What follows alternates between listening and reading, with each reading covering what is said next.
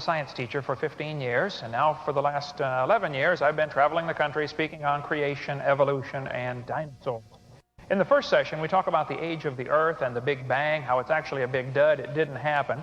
The Bible teaches that God made the entire world in 6 days about 6,000 years ago. 4,400 years ago there was a flood when Noah built the big ark and saved all the critters on board, and the time before the flood was very different. People used to live to be 900 years old, because the conditions in the Garden of Eden were a lot different than they are now. And this was the time of the giant dinosaurs. Dinosaurs lived with Adam and Eve in the Garden of Eden. Noah took them on the ark, probably babies, of course. He'd be smart enough to figure that out. Just be sure to get a pink one and a blue one.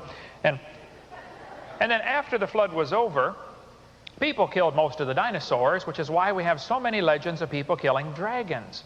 They called them dragons all through history, up until 1841, when they made up the word dinosaur. And so dinosaurs are mentioned in the Bible, they're mentioned all through history, and there might even be some alive today. We cover that on videotape number 3 of our series. And then on video number 4, we talk about lies in the textbooks. Things kids are exposed to in their public school textbooks that are just plain lies because somebody wants those kids to believe in the evolution theory. Why would somebody lie to students to get them to believe in a theory like evolution? That's what we're going to cover tonight. How this evolution theory, actually it's a philosophy, it is the foundation philosophy for communism, Marxism, and the New World Order. How does this philosophy tie into Satan's plan to rule the world? That's what we want to cover tonight, the plan to rule the world. The Bible says in the book of Matthew, chapter 25, he separated the sheep from the goats. Interesting.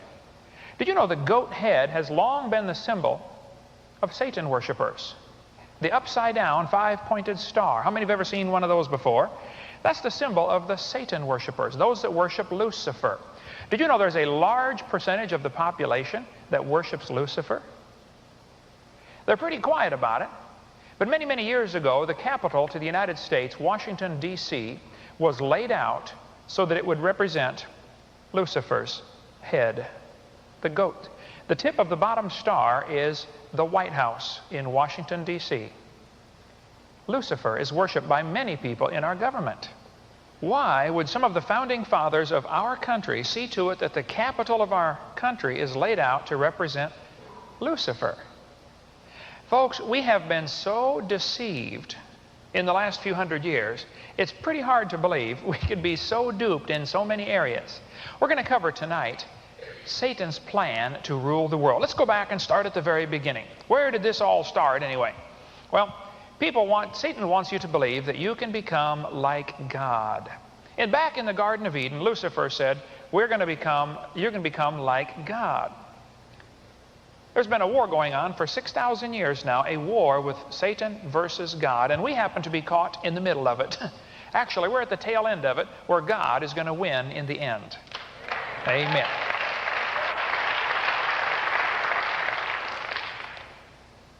The Bible says in Genesis chapter 1, in the beginning, God created the heaven and the earth. This earth and the heaven and everything belongs to God. He's the boss, He's the master, He's the owner, He's the designer, and He's going to win. But Lucifer wants to rule this place. The Bible says the earth is the Lord's and the fullness thereof, the world and they that dwell therein. The Bible says Lucifer was perfect in his ways from the day that thou wast created. In Ezekiel 28, it says, till iniquity was found in thee. Lucifer apparently was something like God's choir director, directing the praises to God from Adam and Eve and this wonderful creation down here. And he probably got jealous and said, you know, they probably ought to be worshiping me instead, because I'm handsome and I'm smart, and they ought to be worshiping me. And apparently that's what happened. And Lucifer, probably within the first 100 years after the creation, Lucifer's pride and ego got the best of him, and he decided to lead a rebellion against God. He was in Eden until iniquity was found in him. And the Garden of Eden wasn't made till day 6. So he certainly didn't fall from heaven before creation like some people teach. That simply is not true. But Lucifer fell. The Bible says his heart was lifted up because of his beauty, and the Lord said, I will cast thee to the ground. Now that hasn't happened yet, but it's going to happen soon. Isaiah chapter 14 says, how art thou fallen from heaven, O Lucifer, son of the morning? How art thou cut down to the ground, which didst weaken the nations?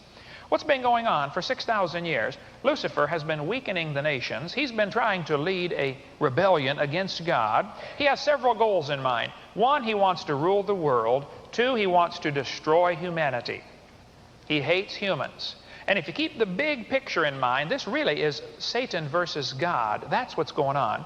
Then all the little pieces fit together a little better in your mind. We're going to try to cover some of these. The Bible says in Isaiah chapter 14, that made the world as a wilderness and destroyed the cities.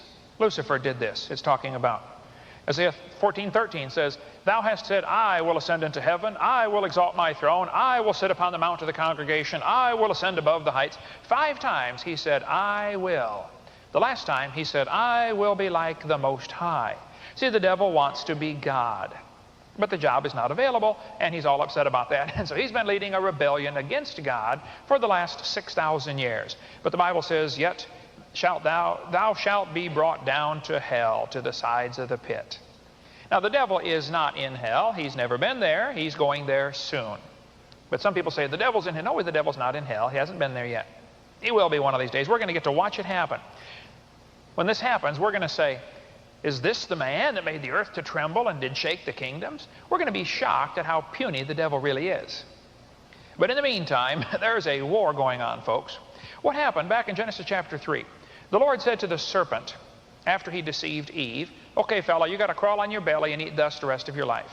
Then the Lord said, I will put enmity between thee and the woman, between thy seed and her seed. It shall bruise thy head. The devil knows someday some seed of the woman's going to bruise his head.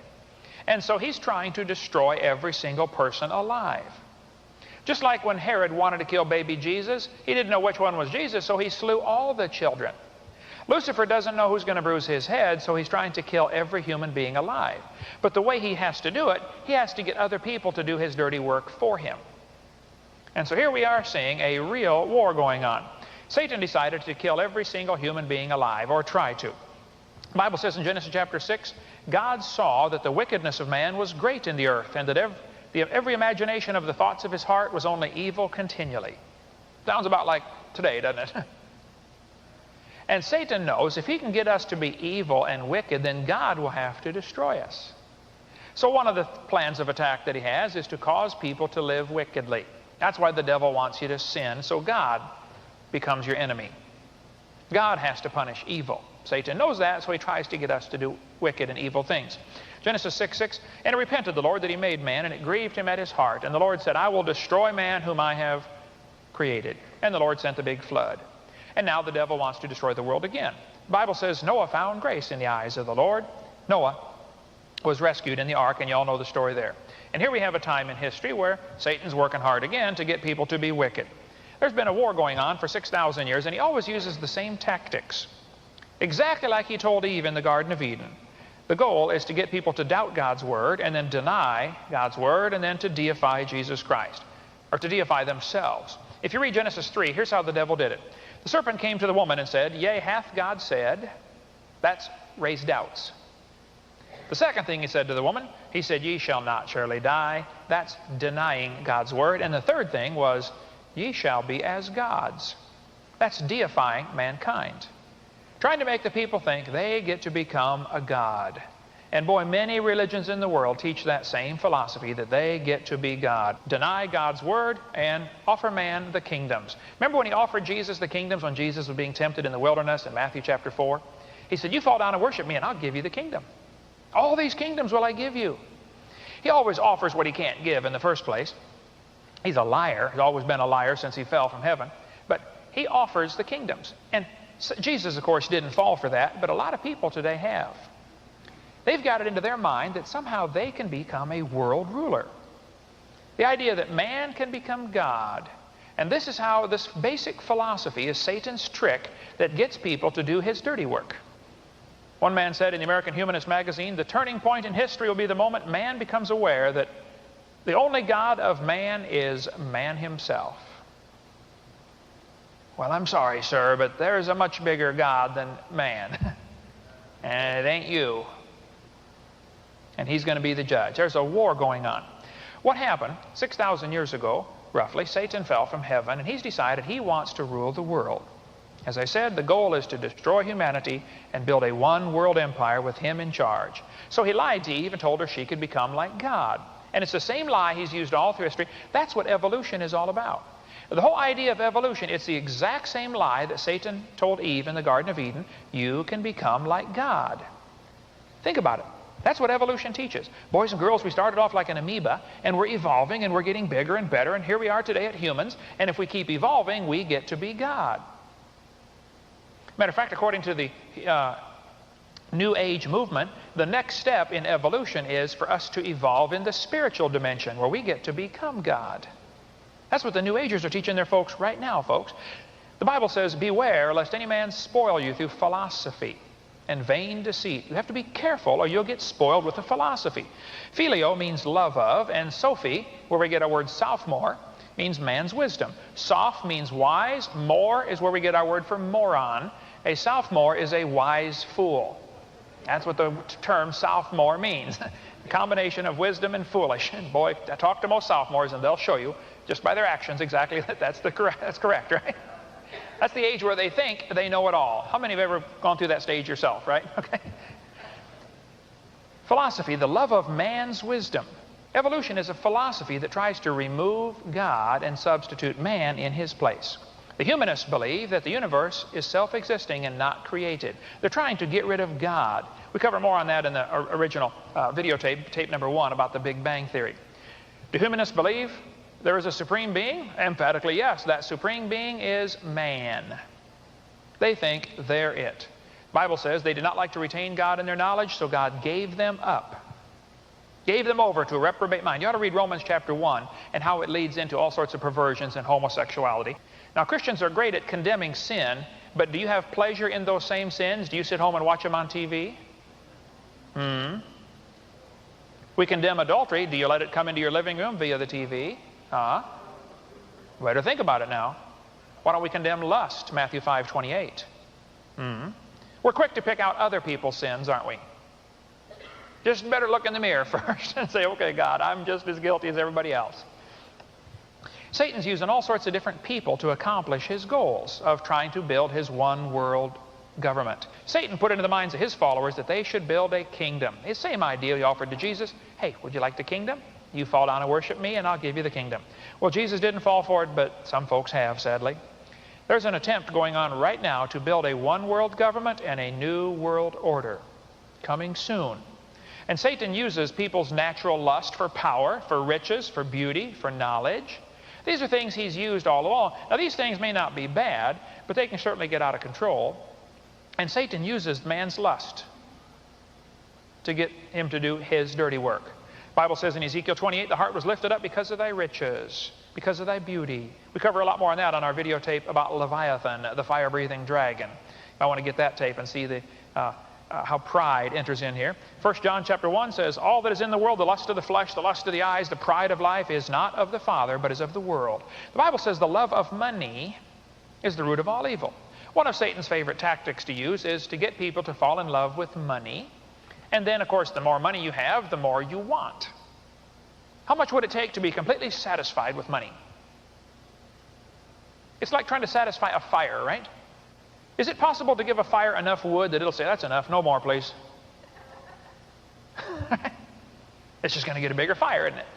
And money's the same way. When Henry Ford made his first million, they said, Henry, you're a millionaire. What do you want now? He said, another one. Another million. Nothing satisfies in this world, folks. John D. Rockefeller was a strong believer in money and started the Rockefeller Empire, an oil tycoon. Well, what a skinflint he was, and so much suffering. You ought to read the books about Rockefeller's the history and the legacy he's left for the world. Or Andrew Carnegie. Andrew Carnegie started an organization called the National Center for Science Education. The president today is Dr. Eugenia C. Scott. I debated her on the radio one time. Their organization is dedicated to keeping creation out of the public schools. That's the purpose of their organization. Keep creation out of the schools. I think I know why.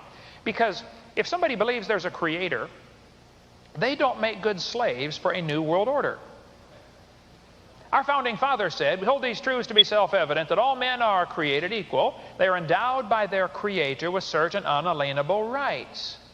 If you get a bunch of guys who believe they have rights that come from God, they don't make good slaves, and eventually they're going to throw the tea in the harbor.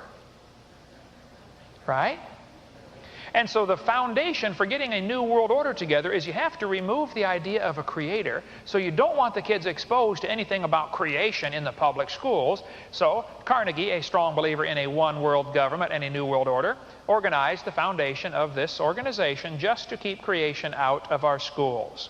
There have been many attempts down through history at a world ruler taking over the entire world. Nebuchadnezzar tried it, of course. He was the first one. We'll get into that more later.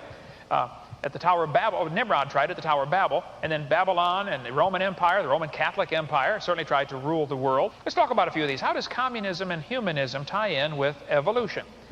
Communism is based on the philosophy that there is no God, that man becomes the ultimate authority. In other words, we decide what's right and wrong because there is no God to tell us what to do. The founder of the ACLU said, communism is the goal. I often refer to the ACLU as the American Communist Lawyers Union, which it certainly is. Yet one young man named Moses Mordecai Marx Levy, alias Karl Marx, at 17 wrote a beautiful paper telling of his love for the Lord. Then he went off to college and studied philosophy. And some teacher in that college got a hold of Karl Marx and turned him into a God-hater.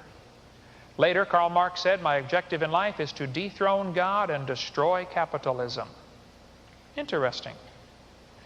Mr. Wilson, evolutionary biologist, social biologist, said, as were many persons from Alabama, I was a born-again Christian. When I was 15, I entered the Southern Baptist Church with great fervor and interest in the fundamentalist religion. I left at 17 when I got to the University of Alabama and heard about evolution theory. I wonder how many kids go to secular schools and lose their faith like that. The video, Let My People Go, a tremendous video you ought to get. There's an address for it. JeremiahFilmsProduces.com.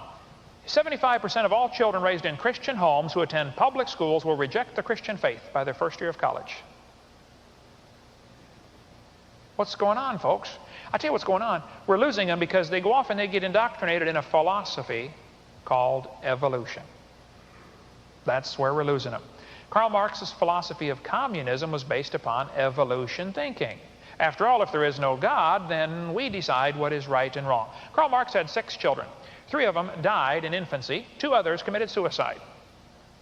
I would say he is not a successful father. The guy was a dud. He was a loser. Never worked a day in his life. Somebody else had to fund everything he ever did. Karl Marx came up with the Communist Manifesto. Here are the 10 planks to the Communist Manifesto. Now, everything he did was anti-Bible. If God was for it, Karl Marx was against it. I want you to look at the 10 things Karl Marx said that you have to do to destroy a country and make it communist, and see how this philosophy has been infiltrated into our government today. Plank number 1, Karl Marx said you must abolish private property. Now, the Bible is very clear. The ownership of property is essential to freedom. They even had a system set up in Israel where if you lost your property because you were lazy or because you were, a dud, your family got it back every 50 years. Have you read about that? The year of Jubilee, they called it. You couldn't possibly lose your property forever because ownership of property is essential to freedom. The Bible talked about every man having his own vine and his own fig tree. Drink water out of your own cistern, the Bible says, and running waters out of their own well. Yeah, you have to own property. And our founding fathers in America, I think, made a mistake. They had a slogan many years ago, life, liberty, and pursuit of happiness. Major mistake. What is pursuit of happiness? I mean, give me a jar of that, would you please? You know, the original slogan was life, liberty, and property, and they changed it. See, if you have ownership of property, now you are not a slave to somebody else. And yet some of these folks got the idea that there should not be private property. Like the Audubon Society, their president said, we reject the idea of private property. Well, sounds like he's been studying in Karl Marx's school, doesn't it? Here's a paper that was up on the public school in a coloring page. The kids had to color this, Southwick, Massachusetts. Listen to this carefully. I pledge allegiance to the earth, which I do love and depend on, and to all life on land, air, and sea, which is as much a part of the earth as me. I pledge allegiance to the earth. You know, they're trying to get our kids to believe that we all belong to the world, boys and girls. Mother Earth. You ever heard that? You know, see those bumper stickers, love your mother, and have Mother Earth. They're brainwashing the next generation of kids to believe that you shouldn't really own property yourself. That's not yours. It belongs to all of us. Maybe that's why nearly all of our national parks now have been given over to the United Nations as bioreserves. No more ownership of property. Show me in the Constitution where the government has the authority to own property, period. They got no business owning anything, folks. We've gotten a long ways away from our constitutional form of government. Karl Marx's second plank, number 2, a heavy progressive income tax. You ever heard of that before? Hey, did you know it's voluntary in America? For most people. You ought to see my website about that. All kinds of, a couple of good websites. Goodbiz.com explains it. It's voluntary, folks. And about 60 million Americans don't volunteer. I don't have time to chase that rabbit too far, but, you know, I've got an interesting article on my website if you want to read more about that. Karl Marx's third plank, abolish the rights of inheritance. Maybe that's why there's such a heavy inheritance tax here in America. Number 4, confiscate property rights. Number 5, a central bank. And boy, when America got a central bank, it was the beginning of the end for our freedoms. It's called the Federal Reserve System. By the way, Federal Reserve notes are not money. This is actually a Federal Reserve Federal Reserve Unit accounting device, nicknamed a fraud, F-R-A-U-D, accounting unit device. Okay, I got it right. This is not money. This is a note. This is a debt note, actually. And the Federal Reserve, there's quite a history on that. You want to read this book or about the Rockefellers and how they're involved in the Federal Reserve with Mrs. Maeve's book here. It's tremendous how the Rockefellers tie in. Rockefeller bragged that he got all of his secrets from the CIA. The CIA Khrushchev bragged that he got all of his secrets from the CIA, which was Rockefeller's organization. You ever wonder how the Soviets kept up with us all those years with the space race and with the arms race? As soon as our scientists developed something, the Soviets got it from the CIA. CIA has been very involved in the drug dealings, by the way. They bring drugs into the country because the more drugs you get in the country, the more problems you have. Therefore, you have an excuse for a bigger police force to handle the problems. And that's all part of the plan to get a big police force. That's why they had prohibition in the early part of this century. A bunch of drunks in Congress passed a law to outlaw alcohol. Yeah, right. They knew it wouldn't work, so they outlawed alcohol with the amendment that made alcohol illegal, purposely knowing this was going to cause a bootleg industry, which would give them an excuse for the ATF, alcohol, tobacco, firearms. Now we've got this big bunch of, big organization of police force to go out and enforce the laws. And see, if you have a huge police force, now your people have to stay under control a little better. The plan was to get a big police force, and that's the plan with the drugs. The drug problem is being created purposely in America. You might want to get some of the videotapes and see what happened in Mena, Arkansas, with Clinton having drugs brought in to finance his campaign. In Mena, Arkansas. Read the Clinton Chronicles or get the video about that. The national debt is absolutely staggering. What's happened, and the national debt is because of the Federal Reserve notes. We don't have time to chase that rabbit very far, but communist plank number 6. Government ownership and communication of transportation. I'm tempted to go off on a long rabbit trail here, but you know, you don't have to have driver's license or license plates on your car. You don't have to get government's permission to do that, or you don't have to get government's permission to get a marriage license.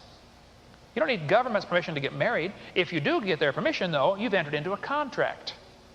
I want to call Pastor Mooneyhan in Ocala, Florida. He's got a $20 packet he gives of a freedom packet of how to get out of all these contracts we've gotten ourselves into. See me later. I'll give you his phone number and address. You can get a hold of him. Tremendous information on how to get your freedom back. Karl Marx's plank number 7. Government ownership of factories and agriculture. Number 8. Government control of labor. Number 9. Corporate farms, regional planning. Number 10. Free education for all children in public schools. Did you know it was Karl Marx's idea to have a public school system? In the early 1800s, almost everybody went to private schools or homeschool. Why do we have a public school system? And show me in our Constitution where the government has the authority to get involved in educating anybody. Our government has 2 legitimate functions: punish evildoers and defend us. provide for defense. They have no business being involved in welfare, building highways, education. They have no business being involved in that. Read the 10th Amendment, folks. This humanist said, the battle for humankind's future must be waged and won in the public school classroom by teachers who correctly perceive their role as proselytizers of a new faith that will replace the rotting corpse of Christianity. They decided years ago to use our public school system to train kids to be humanists, which means there is no God. Do you ever wonder why evolution is pushed so hard in the public schools? Interesting, isn't it? And why creationists are considered the enemy? This man said, every child who enters school at age 5 is mentally ill because he comes to school with allegiance toward our elected officials, founding fathers, institutions, government, patriotism, nationalism, sovereignty.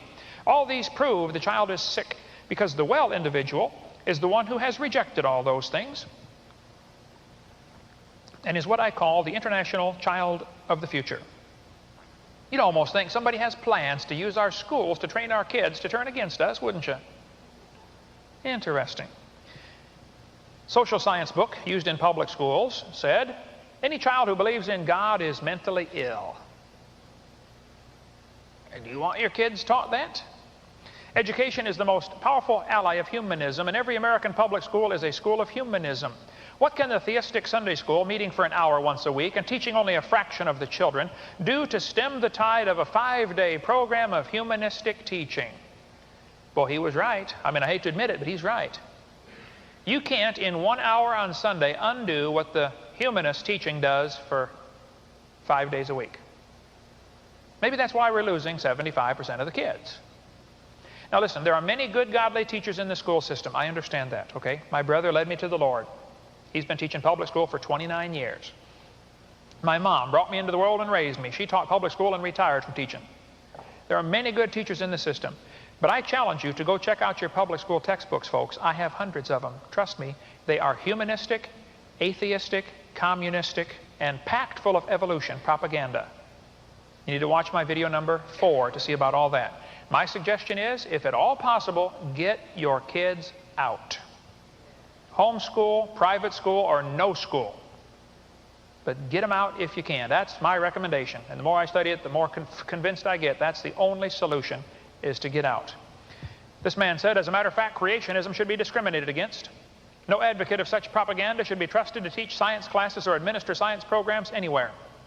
If they're doing so, they should be dismissed. He thinks you should fire somebody if they believe in creation, if they teach in a public school. An Iowa professor said you should fail any student, no matter what the record or grades indicate, if the professor discovers the student is a creationist. Furthermore, the student's department should have the right of retracting grades and possibly even degrees if the student becomes a creationist later. Mr. Yefremov, his son David works for me doing video editing. His daughter Ruth married Bill, who works for me. My wife and I fixed him up on a date. Mr. Yefremov came to my house one day. The whole family's from the Ukraine. He came to my house one day. He set his diploma, his high school diploma, on my desk. He said, Dr. Hovind, I got my high school diploma. I said, yeah? You got 5 kids, 3 in college, 1 married. Why are you bringing me your high school diploma? He said, you don't understand. When I was in Ukraine, Soviet Union, he said, my senior year, just before high school graduation, everybody had to take a test in order to graduate. One of the questions on the test was, do you believe in evolution? I answered, no. And they refused to let me graduate. He did the voiceover on one of my tapes we did in Russian. That videotape went back to his home country. The mayor of the city saw the tape and said, wow, this is hometown boy. Went to America and made it big. He had all the city council come in and watch the videotape of my seminar in Russian. One of the guys who came in to see this was the man who had refused to give him the diploma 35 years earlier. The mayor said, send this guy his diploma. Yes, sir. And I want every kid in our public school system to see this videotape. Amen.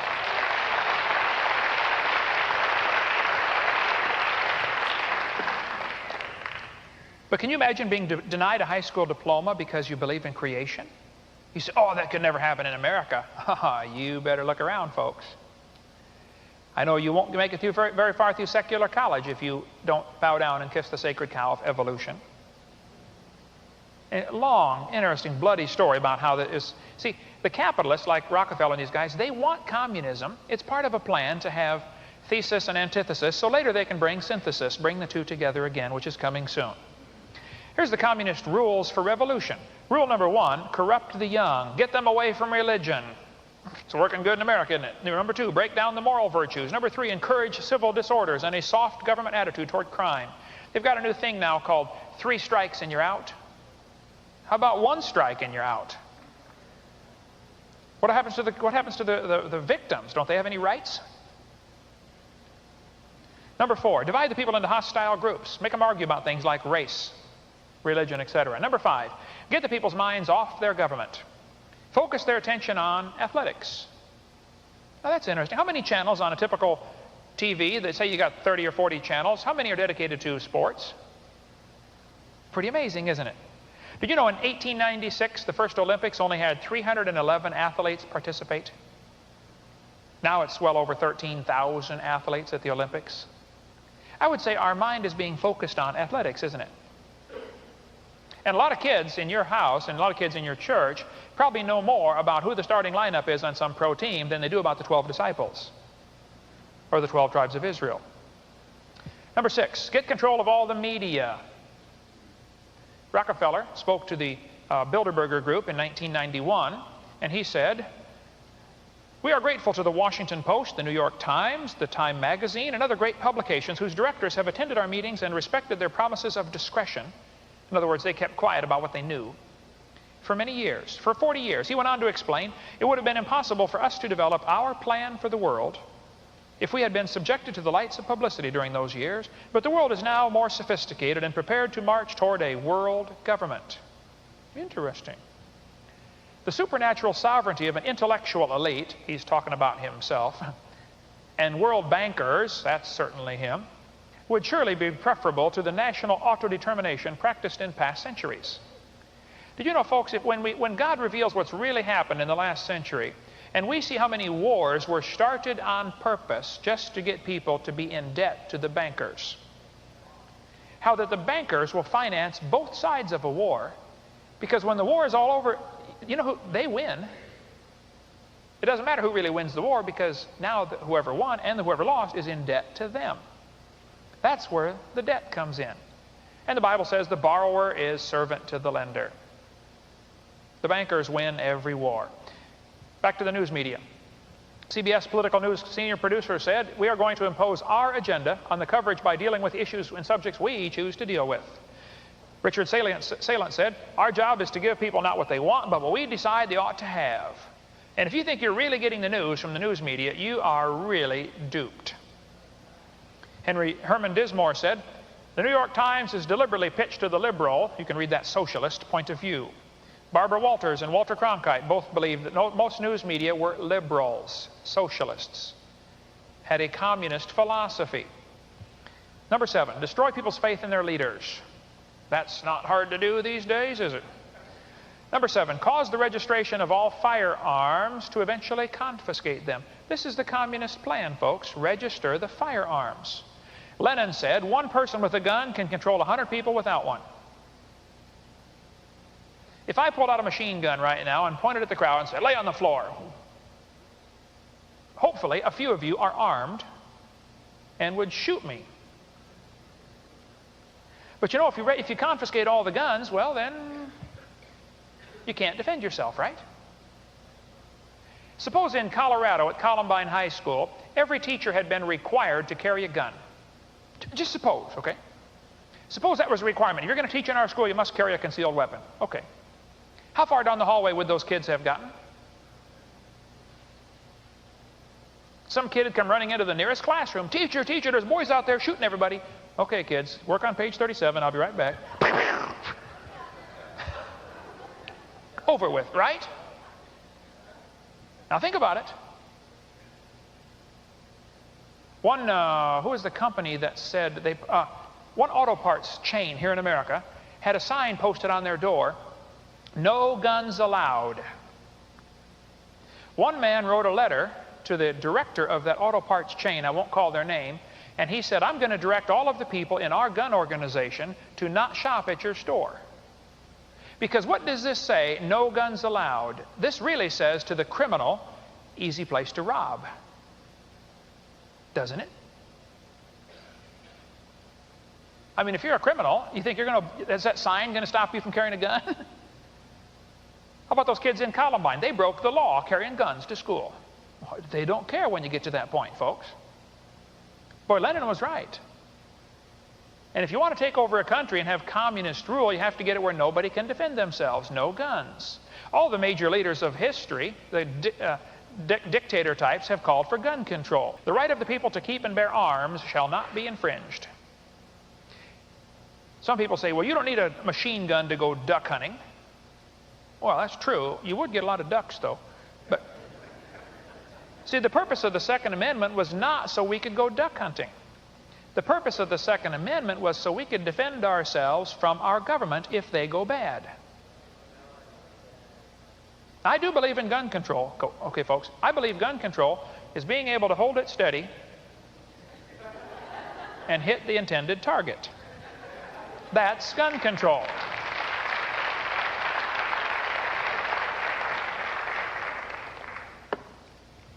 But the news media, which is very thoroughly controlled by those who want a new world order, any one world government, any excuse to jump on gun control, they'll take it.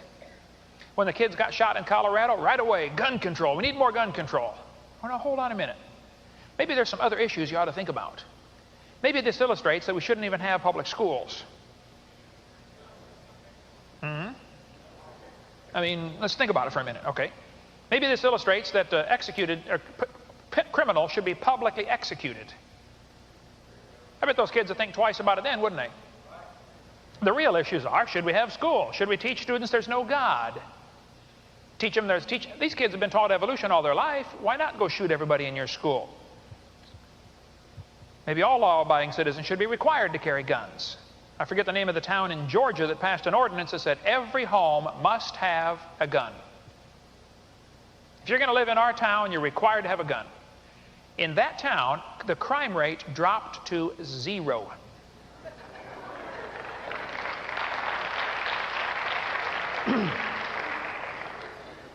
Attorney Janet Reno said, gun registration is not enough. Waiting periods are only a step. Registration is only a step. The prohibition of private firearms is the goal. Senator Howard Metzenbaum said, what good does it do to ban some guns? All guns should be banned. Sounds like he studied at the feet of Karl Marx, doesn't it? Sarah Brady said, our task of creating a totally socialist America can only succeed when those who would resist have been totally disarmed. Folks, the purpose behind gun registration and gun control is communism. Don't let them tell you anything else. Bill Clinton said, we could do major weapon sweeps, destroying the weapons. House-to-house searches. That's what they just did in Australia, wasn't it, recently? Didn't they go through and collect all the guns and sawed them in half and buried them? In England, they buried them in concrete. Now you can walk down some of the sidewalks and see as they're rusting through the concrete. Gun control, interesting. See, the communist definition of peace is different than ours. We think of peace as, let's live in harmony. Their definition of peace is the absence of resistance. When everybody quits fighting, we'll have peace. In other words, we're in charge.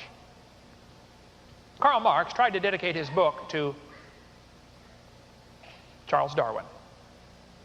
The title page of Marx's book, Das Kapital, said, dedicated to Charles Darwin from a sincere admirer, Karl Marx. Marx's whole philosophy was based on evolution. All you got to do is read his speeches. He refers to evolution over and over and over. That's his thinking. After all, if there's no God, then man is God, and we decide what's right and wrong. At a very early age, while still a pupil at the ecclesiastical school, Comrade Stalin developed a critical mind and revolutionary sentiments. He began to read Darwin and became an atheist. Did you know Joseph Stalin went to a Christian school as a kid and read Darwin's book? And that book changed his life forever. Joseph Stalin became the dictator in the Soviet Union, and he is attributed with killing 60 to 100 million people.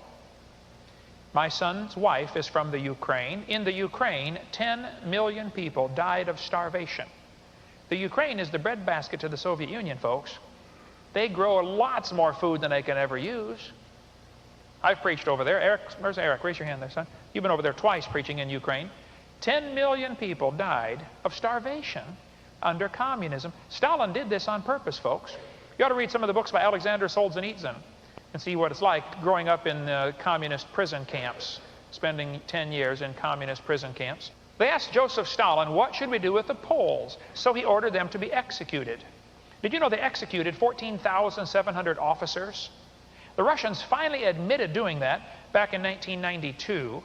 But this happened during World War II. It's called the Katyn Massacre. They put hoods over these prisoners' heads, tied ropes around their necks, tied their arms behind their back, and jerked them up as hard as they could, up next to their neck, and marched them out and shot them all in the back of the head. Prisoners of war. You say, what about the Geneva Convention? Well, that's not nice.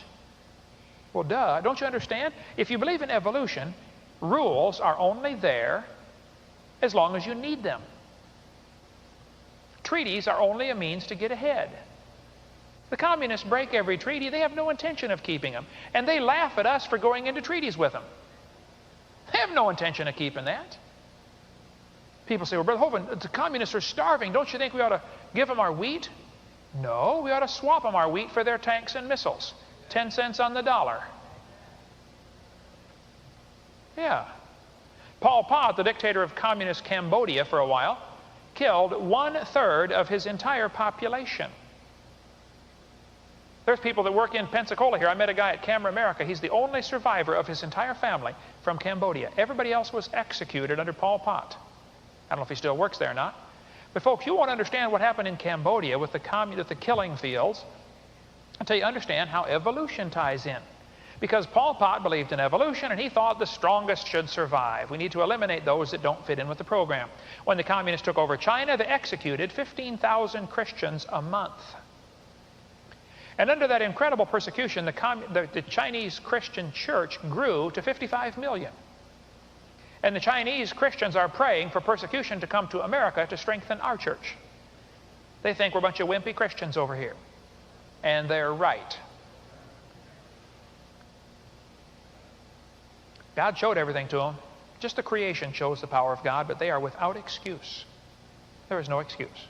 Here we have people with a philosophy that, okay, I'm God, there is no other God, so I decide what's right and wrong. Now, this comes from the devil, of course, this idea does. And we're going to share with you in the next session how this ties into the New World Order.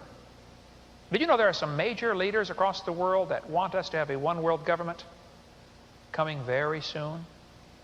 Next session, we'll take a little break here and show you how this evolution philosophy ties into the New World Order, and then I'm going to tell you what you should be doing about it. What should we do? Okay, coming up next. Well, thank you for joining us. This will be session number 2 on how the evolution philosophy ties into communism, socialism, Marxism, and the New World Order. In the book of Daniel, there's a fascinating story in Daniel chapter 2. In the 2nd year of the reign of Nebuchadnezzar, Nebuchadnezzar dreamed dreams wherein his spirit was troubled. He said, man, that was a horrible dream. You ever wake up after just a bad dream and say, wow, what was that? That's what happened to Nebuchadnezzar. The problem was Nebuchadnezzar was an absolute dictator. He was just right next to God as far as everybody was concerned. His word was law. They didn't vote on what to do. Nebuchadnezzar said what to do, and they did it. So when Nebuchadnezzar gets upset, it's a dangerous position to be in. Nebuchadnezzar dreamed a dream, and the king said to the magicians and the soothsayers and all these Chaldeans and said, look, fellas, I dreamed a dream, and I want you to tell me what the dream was and tell me what it means. And you can read the story in Daniel chapter 2. All the guys said, well, yeah, will you tell us what the dream was and we'll interpret it. And he said, no, I forgot what the dream was. I want you to tell me the dream and the interpretation. And of course, they couldn't do that, and he was going around, he was going to kill all of them. He said, you're a bunch of fakes, which is true, by the way. These guys claiming to read your palm and tell your future and your horoscope, they're a bunch of fakes.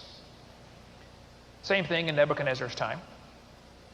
Well, finally, the word got to young Daniel and said, Daniel, they're going to kill all the smart guys in the kingdom, and you're one of them.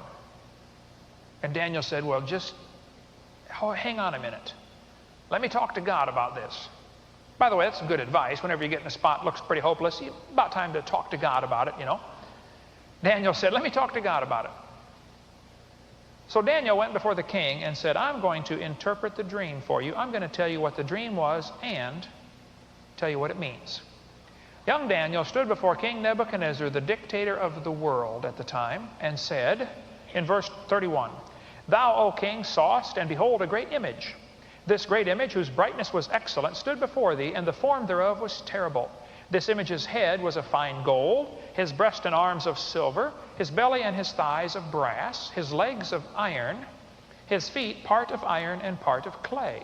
Thou sawest, till that a stone was cut out without hands, which smote the image upon his feet, which were of iron and clay, and brake them to pieces. Well, this is kind of a strange dream.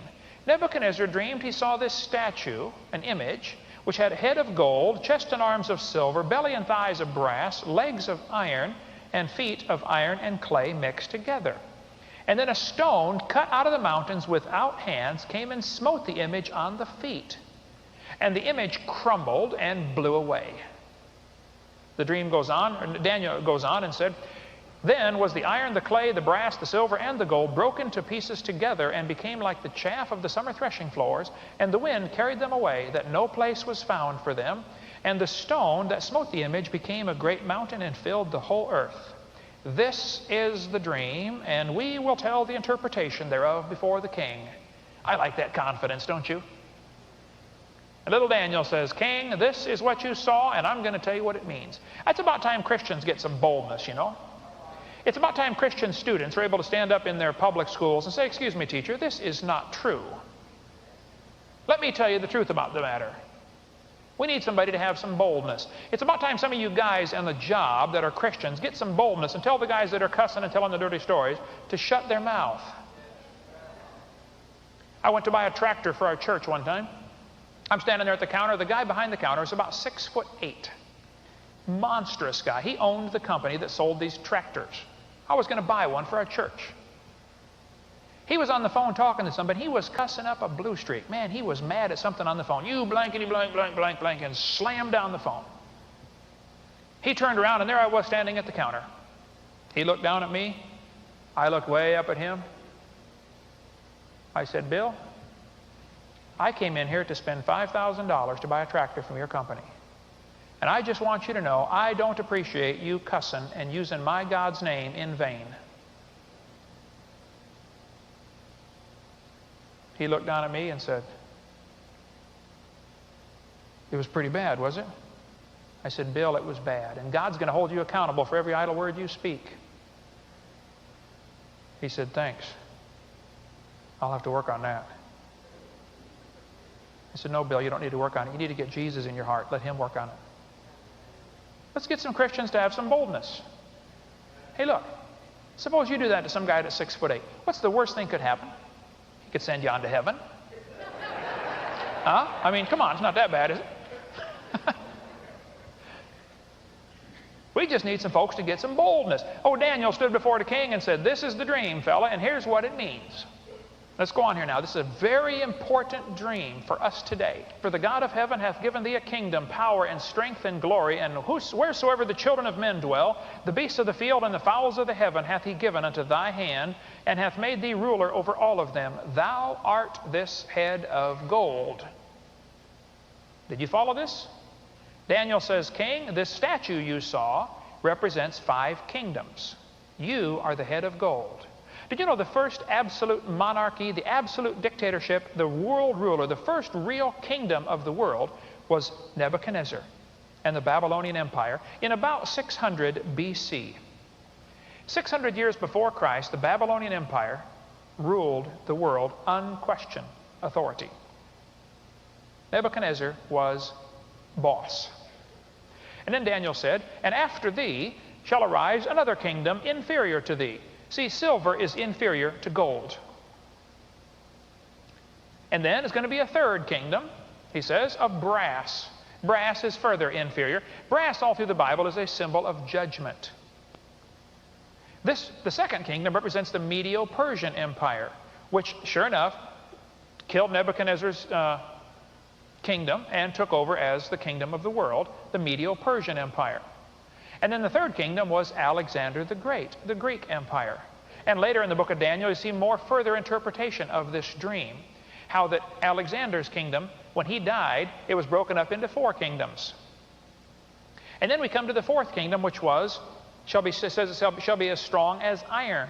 That's the Roman Empire, which later broke up into 2 divisions, the right and left leg, 2 legs on the image, both of iron. Iron stamps in pieces. It's strong. And the Roman Empire, they were called the Iron Legions of Rome, weren't they? And later it broke into 2 kingdoms, the Eastern and Western Roman Empire. And then this image had 10 toes. But the toes were some iron and some clay. Now iron and clay doesn't mix good together. And he says in verse 41, "And whereas thou sawest the toes, feet and toes, part of potter's clay and part of iron, the kingdom shall be divided, but there shall be in it of the strength of the iron, for as much as thou sawest the iron mixed with miry clay. And the toes were of the feet were part iron and part clay, so the kingdom shall be partly strong and partly broken." 5 kingdoms. Babylonian Empire, represented by the gold, Medo-Persian by the silver, the Greek Empire by the brass, the Roman Empire by the iron, and then the iron and clay mixed together with the feet, which have 10 toes. And all through the Bible you see this theme carried out. In the end days, in the end times, there's going to be a kingdom where 10 kings get together, probably something similar to the European Common Market. Or maybe it's kind of interesting that these New World Order folks have the entire planet divided up into 10 regions. Maybe that's the 10 kingdoms. Maybe we've been looking at the European Common Market and it's actually all of planet Earth is going to be one kingdom. But it's not going to be a very powerful kingdom because it's part iron and part clay. And during the times of those kings is when the stone is going to get cut out of the mountain without hands and smite the image on the feet. Jesus is coming back. He's the stone cut out of the mountain without hands. He's the stone that the builders rejected. We'll get into more of that in just a minute.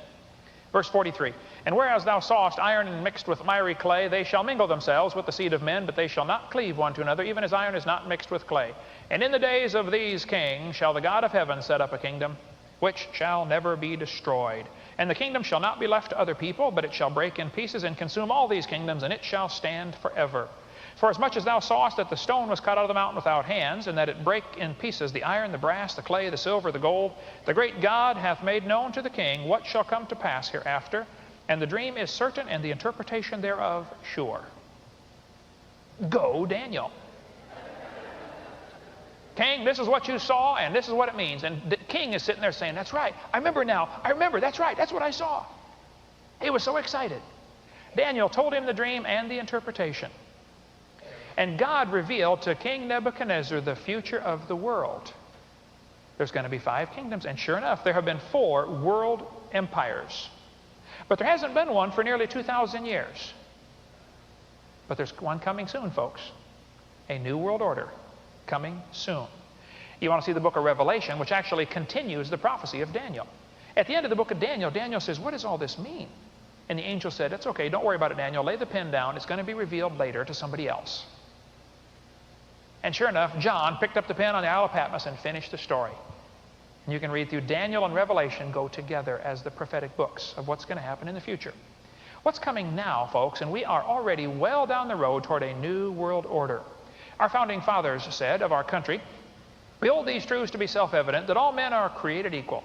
They're endowed by their Creator with certain unalienable rights, rights that you cannot put a lien against." Hey, if there's a Creator, then we have rights that come from the Creator. Makes sense, doesn't it? You have the right to breathe? Yeah, who gives you that right? God. But what if you got some folks who want a one world government and they want everybody to bow down to them? Well, they don't want people thinking there's a Creator. That's why evolution is such an important philosophy, because it removes the Creator and it makes man God. The same lie the devil told Eve in the Garden of Eden. The 2 philosophies of government in the world today are based upon evolution or creation. See, if evolution is true, laws come from man's opinion, and rights are granted by the government, and the government should be the all-powerful provider. That's called a democracy, which is a terrible form of government. It always becomes a dictatorship eventually. Our founding fathers did not give us a democracy. America was supposed to be a republic.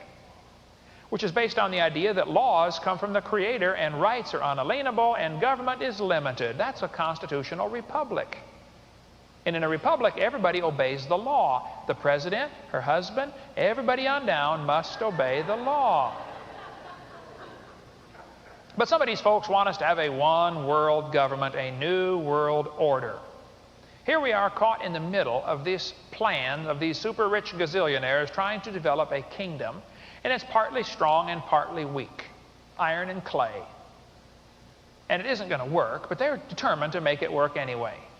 With a one world currency, a one world language, it's coming soon, folks, and we're seeing it come together now. There's all sorts of signs all around us. The Bible says Satan is transformed into an angel of light. And the devil took Jesus up onto the high mountain and showed him all the kingdoms of the world and said, I'll give these to you if you'll fall down and worship me. And Jesus said, get thee hence, for it is written. I love Jesus' answer every time. It is written, it is written, it is written. He used God's word. That's all you need for a defense. It is written. But here we have kids in our school being taught that they evolved. Whole chapters in our books, whole units sometimes, whole courses dedicated to teaching kids evolution theory, which really takes away the Creator concept. Folks, there's a war going on. Here's a public school textbook used in Pensacola, Florida. The kids are required to be tested on these things. Chapter summary. Life arose from non-living matter present on early Earth. Is that a scientific fact or somebody's religious idea? Well, it doesn't matter. As far as the test goes, they're going to be tested on what the book says, aren't they? I thought this was the Bible Belt. I'll tell you what, folks, the Bible Belt needs to be belted with the Bible. If a kid goes 12 years to school in this town, he's going to think, man owns the world, isn't he? He's going to be a humanist. They're being indoctrinated. They're not going to come away thinking God owns the world, that's for sure. Satan's been trying to get a one world government for a long time. If evolution is true, there are no absolutes. There is no standard to determine right from wrong. A professor told me one time, I was in a debate, and he said, there are no absolutes. And I said, are you absolutely sure? Yes, there are absolutes. We have a thus saith the Lord. That's the absolute. But some people don't like that because it chaps their hide. Well, get some Vaseline, man. You're going to need it because we're going to be judged according to that book. But one of Satan's plans is to get his one world government with a very limited population. Jacques Cousteau preached for years we need to reduce the population of the world because we're hurting Mother Earth. He said we should eliminate 350,000 people a day. Ted Turner thinks 95% of the population of the world needs to be eliminated. On the Georgia Guidestones in Atlanta, you will see in 12 languages the 10 Commandments for the New Age, where they say the world should only have 1/2 billion people. Today there are 6 billion. You ought to get on radioliberty.com and you can read all the 10 Commandments for the New Age. We won't take time to go into all that now, but it's pretty obvious these folks have a humanist, communist philosophy. David Foreman said, we must make this an insecure and inhospitable place for capitalists and their projects. We must reclaim the roads of the plowed land, halt dam construction, tear down existing dams, free shackled rivers, and return to wilderness millions and tens of millions of acres of presently settled land. Okay, David, let's start with your house. Prince Philip said, if I could be reincarnated, I would wish to return to Earth as a killer virus to lower human population levels. They want to reduce the population, folks, wipe out people by the millions. The population today is 6 billion. The goal is to get it down to 500 million.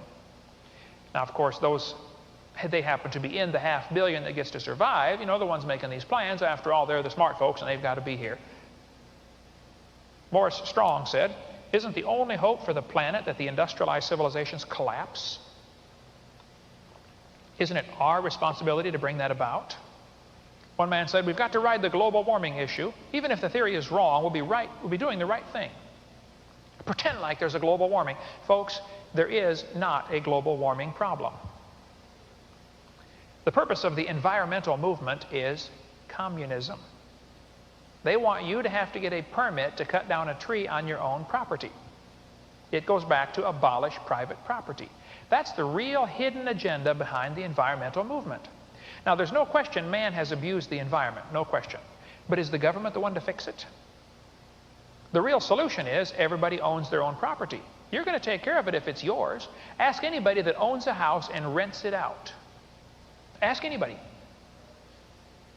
Renters don't take care of it like owners do. Am I right? God had the right solution. Everybody owns their own property, and you don't need an environmental movement. He'll take care of it. One man said, people are the cause of all the problems. We need to get rid of some of them. Peter Singer said, Christianity is our foe. If animal rights is to succeed, we must destroy the Judeo-Christian religious tradition. We're considered a threat. See, years ago, our founding fathers had a standard they went by. They decided right and wrong based upon what God said. Ask a 5-year-old kid, or tell a 5-year-old kid, hey, that's wrong. Maybe not when he's 5, but someday, 6, 7, 8, 9, somewhere in there, he's going to say, oh yeah, says who? You ever hear kids say that? You can't do that. Oh yeah, says who? Well, America used to have a great big says who. Thus saith the Lord, that's who. But the kids in school don't have that anymore, do they? How do you decide right from wrong if evolution is true? I had a kid sit on the second row of a public school when I spoke there in Pennsylvania one time. He said, Dr. Hovind, I'm an atheist. I said, really? He said, yep, there is no God. I said, are you sure? He said, I'm sure. I said, well, tell me, son, if you're an atheist, how do you decide right from wrong? He said, oh, that's easy. I decide what's right or wrong. He said, I'm the God of my own universe. I said, I'm glad to hear about that, son, because I'm going to shoot you in 5 minutes. He said, you can't do that. I said, oh, yes, I can. You see, I'm the God of my own universe, and I decided it's fine for me to shoot you.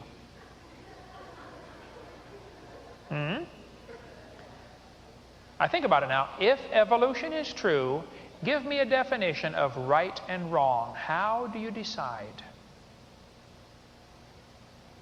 One man said, fundamentalists have no right to indoctrinate their children in their beliefs. We are preparing their children for the year 2000 in life in a global one-world society, and those children will not fit in. And they want to indoctrinate your kids.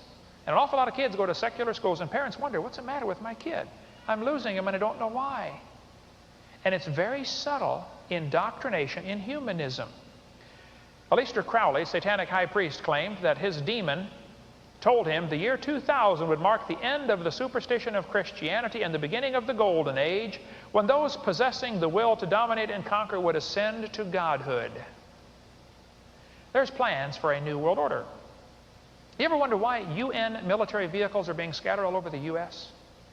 You ever wonder why there are concentration camps being set up? There are portable detention camps, folks, in America. Interesting. You ever wonder why there are Soviet-made biological warfare cleanup trucks in America? What do you need a biological warfare cleanup truck for? Well, to clean up from a biological war. See, they learned with Hiroshima and Nagasaki, if you drop an atomic bomb, not only does it kill all the people, it wrecks all the buildings, right? But if you use biological war, you can kill all the people and you don't have to go back and rebuild all the buildings. So the next war, I suspect, will be a very high usage of biologicals, chemical warfare, like the stuff we sold to Saddam to use on Iran, and later he used it on our troops instead. Maybe that's why about 300 Americans died in the Gulf War, and nearly 30,000 have died since then of Gulf War illness. There's a strong movement to reduce the American military and increase the United Nations military. There's a plan, folks, and they're going according to plan. You might want to get the website youthofamerica.com and look for Gary Fry's information. He's a good friend of mine. He speaks all over the country on the New World Order, stays very much up on what's going on with plans for the one world government. American military is going to be reduced to bare bones, and then what's left is going to be scattered all over the world, passing out groceries in Somalia and places like that. And if there's a crisis, an uprising, people are going to say, protect us from all these, whatever's going on, some kind of crisis, which will be manufactured on purpose. And they'll say, we just happen to have a few thousand Soviet troops and a few thousand, Gurkhas over here. We'll make them the police force for the New World Order. It's all part of the plan, folks. We are being infiltrated right now. Foreign troops are being brought to America and being trained in house-to-house seizure. Ask anybody who's been in the military for a while, they'll tell you, yeah, it's strange. You know, foreign troops come through our base and receive training. And they dress them in American uniforms and eat American food while they do it. One guy said, well, we're just bringing the Soviets over here to do military exercises. Well, don't they have dirt back home to do push-ups on? I'll send them some dirt if that's all they need is a place to do push-ups. Oh, and folks, it's a much bigger plan. Soviet missiles are here in the United States, Soviet tanks. Kind of interesting. Now, I don't think we ought to get worried about it. I think we ought to get busy about serving God. Jesus' disciples did not worry about what's going on with the Roman Empire. They didn't go around and say, wow, did you know they brought 10,000 new troops into Bethlehem? So, go win souls, okay? Fascinating stories we could tell if we had time, but folks, we have already been infiltrated. I would say unless God intervenes, we're lost. It's too late. It's gone. You ever notice all these things going into the highway, these cuts they're cutting in? Middle of the interstate. Just drive around the country and you'll see they're putting these lines in the highway, bearing these wires. I talked to the guy who's putting the wires in Florida. He got a contract to install thousands and thousands of them all over Florida. I said, what is the purpose of these wires? He said, well, we cut the slots and we put 3 number 14 wires down in there and fill the slot full of tar. And the purpose is to count cars. Keep traffic regulated. I said, well, sir, did you know all you need to do is put a little electromagnetic burst through those wires and it destroys any electronic ignition vehicle, which is any vehicle built since 1982, just about. The real purpose is to stop traffic, in case they want to stop traffic. If your car is built after 82, and they decide they want to stop you because you're not part of the New World Order, they just simply either have that. They have handheld devices now. Anybody see that on the news the other night about the police talking about the little device they have? They can aim it at a car and stop the engine. Anybody see that on the news? Yeah. Stop fleeing vehicles. Electronic ignition. Interesting. Why would anybody want to stop all the cars with electronic ignition? Why would they put cameras on top of all the corners? Street lights. Have you seen those? All over Pensacola, they've got them too. Dean, was it you who came to my house and told me how to find the Hawaiian traffic on my laptop computer? Who is? Yeah, Dean, up running the camera up there. He said, Brother Hovind, you want to see what's going on in Hawaii right now? I said, sure. We typed in traffic cam, and it said, pick a city. We picked a city, Honolulu. It said, pick an intersection. We picked an intersection. You could see the traffic as it was happening. It's all tied together, folks. Boy, Big Brother's going to be watching, isn't he? Or in our case, it'll be Big Sister. Okay. World events are frightening. What's happening is enough to give a person a heart attack. If you understood what's going on, folks, it's enough to scare you to death. What should we do? We're headed for a satanically controlled one world government. We're very close. What should we do? Well, let me give you a little history behind this. In 1776, a man named Adam Weishaupt started a group called the Illuminati, the Enlightened Ones. Remember, Lucifer is the Enlightened One, right? Lucifer was the motivating force behind Adam Weishaupt, who started the group called the Illuminati, and he developed a plan to rule the world. On the back of your dollar bill, you will see a pyramid which has 13 rows of stones representing the 13 degrees of blue lodges of the Masonic Lodge. On top, you'll see an all-seeing eye representing Lucifer, the Enlightened One. You notice the all-seeing eye is not touching the pyramid. There's a gap in there. The whole pyramid would take hours to explain the whole thing, how this really ties in with the New World Order plans. But on New Year's Eve, for the year 2000 celebration, George Bush and Margaret Thatcher and many world rulers got together inside the Great Pyramid at midnight, and they installed a capstone on the Great Pyramid. Great big huge ceremony. Anybody see that on the news about the thing going on in Egypt at the Great Pyramid? Well, there's an awful lot going on over there. It's pretty interesting. At the bottom of your dollar bill, under the pyramid, it's got Roman numerals for 1776, which is the year the Illuminati started. The Enlightened Ones. Now, that seal was ordered to be put on the bills in 1933. It didn't actually make it to the print until 1935, but 1933 is an interesting year also. That's, according to Terry Cook, he says the Latin on there means announcing the birth of the New World Order without God. Secular, without God. Is there going to be a New World Order? The Bible says there's going to be, in Isaiah it says, In that day there shall be an altar to the Lord in the midst of the land of Egypt, and a pillar at the border thereof. Many people think that Egypt, of course, used to be two kingdoms, and the pyramid was right on the border between the two kingdoms. Then they merged to one kingdom, and it's right in the middle of the old original kingdom of Egypt. So it's at the border and in the middle at the same time. At the border when it was two kingdoms, in the middle when it was one kingdom. The Great Pyramid may indeed be this altar to the Lord. There's a tremendous book by Noah Hutchings about the Great Pyramid. An awful lot of Christians who studied this will tell you that they believe the pyramid was originally built by somebody, maybe even before the flood, maybe Adam or Enoch, or maybe Noah after the flood. I don't know for sure. But whoever built this pyramid probably did it under God's direction to be basically the Bible in stone. There's a tremendous gospel story in the Great Pyramid. And then originally, at the original creation, of course, they had the gospel in the stars. That was the 88 constellations of the zodiac, which told the whole story of the revelation for the future. Virgo the virgin is going to bring forth a son who's going to become Leo the lion and rule the kingdoms. And all through this is Draco the dragon trying to upset things. It's a tremendous story of the zodiac, which, of course, Satan has perverted into the horoscope. But the original story was tremendous. Or you can read about the Great Pyramid. The original pyramid was probably built to be a testimony to the Lord. Did you know when you walked into the entrance to the Great Pyramid, you have to make a choice to continue the broad way down to the pit, or you can choose to take the narrow way and go to the king's chamber. The broad way and the narrow way. Now that will preach, won't it? And the top of the Great Pyramid, the chief cornerstone, was rejected. There's no capstone on the pyramid. Till the year 2000 celebration when George Bush and some of these guys put a phony one up there. See, they think they're going to have a new world order. And they probably are. It's going to be short-lived, and Jesus Christ he's the real stone cut out of the mountain. He's the stone the builders rejected. He's going to come finish his kingdom, folks. He started a job, and he's going to finish it. You can rest assured, we win. But as you read through the Bible, you see this thing about the stone that the builders rejected all through there. Jesus Christ is going to become the chief cornerstone. You know, the Bible says the New Jerusalem is 1,500 miles by 1,500 miles by 1,500 miles, right? And for years, everybody's been saying this is a giant cube. Ooh, now just hold on a second. A pyramid could also have those dimensions, couldn't it? And if the New Jerusalem is the shape of a giant pyramid, then one chief cornerstone, Jesus Christ, would give light to the whole building. See, only a pyramid can have one cornerstone. A square building can't have that. It's got four.